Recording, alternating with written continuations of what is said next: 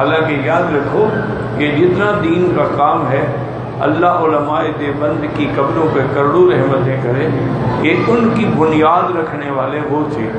حضرت رشید احمد صاحب گنگوہی رحمۃ اللہ علیہ جو اپنے وقت کا ابو حنیفہ تھا فقہ میں، تو وہ کافی عرصے غور کے بعد انہوں نے اپنے شاگردوں کو بلایا تو انہوں نے کام تقسیم کیے۔ انہوں نے مولانا الیاس سے کہا کہ تم حضور کی امت کو جگاؤ اور ان میں بنیادی دین کے کلمے جو ہیں بس اسی پر ان کو تیار کرو، اور حضرت تھانوی سے کہا کہ آپ خانقاہی نظام کو سنت کے مطابق چلائیں، کیونکہ خانقاہوں میں بدعات ہو گئی ہے۔ این سنت کے نظام میں کہ خانقاہ کا معنی تھا کہ جہاں اللہ والے آئیں بیٹھے ان کی اصلاح ہو۔ حضرت مفتی کفایت اللہ رحمت اللہ علیہ کے ذمہ لگایا کہ آج کل لوگ بہت غلط فتوے دے رہے ہیں، تم فتوے پہ کام کرو اور صحیح فتویٰ مرتب کر کے امت کو دو۔ حضرت مدنی رحمت اللہ علیہ شیخ الہند رحمت اللہ علیہ سے فرمایا کہ تم کفار کے مقابلے پہ جہاد کرو۔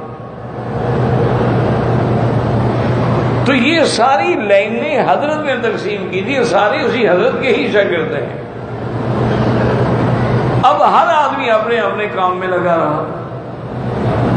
ایک دفعہ حضرت تھانوی رحمت اللہ علیہ سے کسی بڑے قریبی تعلق والے نے پوچھا، تو اس نے کہا کہ حضرت حسین احمد مدنی رحمت اللہ علیہ اس میں کوئی شک نہیں ہے کہ محدث ہیں، عالم ہیں، مجاہد ہیں، لیکن کیا تصوف میں بھی ان کا کوئی مقام ہے؟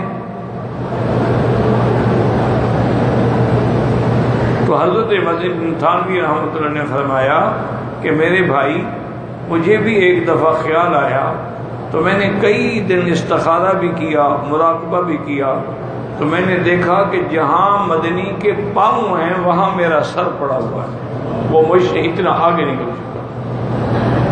انہوں نے کہا حضرت وہاں نہ تو ذکر ہے، نہ مراقبہ ہے، نہ لطائف ہے، کوئی سلسلہ ہے، کچھ بھی نہیں ہے۔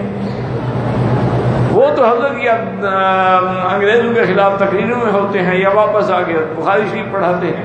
انہوں نے فرمایا اللہ کے بندے، جب وہ اللہ کے دین کے لیے جیل جاتا ہے نا، وہ ایک رات میں اتنی مدارج طے ہو جاتے ہیں کہ ہم سال محنت کے اندر طے نہیں ہوتے، ان کے چلے وہیں ادا ہو جاتے ہیں۔ تو یہ ہر کسی کا ایک نظام ہے، اللہ تبارک و تعالی نے ہر کسی سے کام لے